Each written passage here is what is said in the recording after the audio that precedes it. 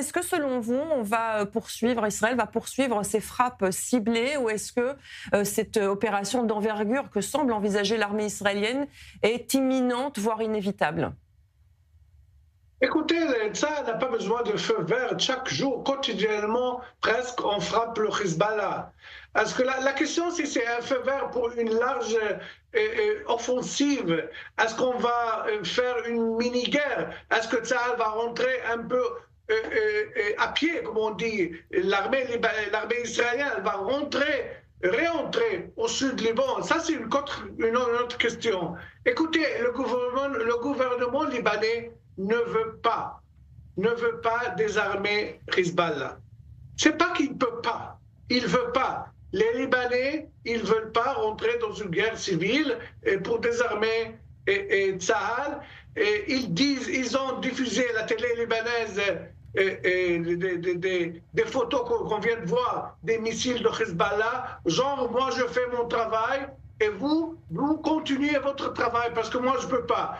Et le gouvernement libanais, il veut pas, c'est pas qu'il peut pas, il veut pas, il dit aux Américains, moi je fais le meilleur, j'arrive à rentrer dans les endroits où il y a où les Hezbollah met ses armes, les dépôts, mais je peux pas, où il dit je peux pas, mais en fait il n'essaye pas, le gouvernement libanais il n'essaye pas. Écoutez, ils disent que sud du fleuve de Litanie, le Hezbollah a désarmé son arme. Moi, je n'ai pas vu les bus de Hezbollah, le Hezbollah dans les bus, ou les armes. Ils sont où les armes qui ont été prises du sud du fleuve de Litanie? On n'a rien vu.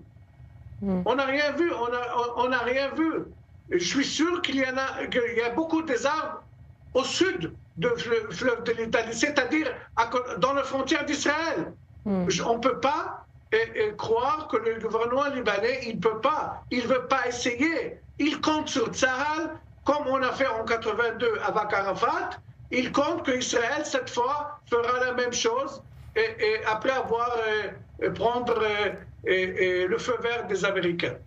Alors justement, vous dites que le gouvernement libanais ne veut pas désarmer le Hezbollah. Le cessez-le-feu a pris fin le 1er janvier sans qu'il y ait le désarmement du Hezbollah. Que peut faire finalement Israël aujourd'hui si ce n'est pas mener une opération lui-même contre le Hezbollah? Écoutez, il n'y a pas un cessez-le-feu.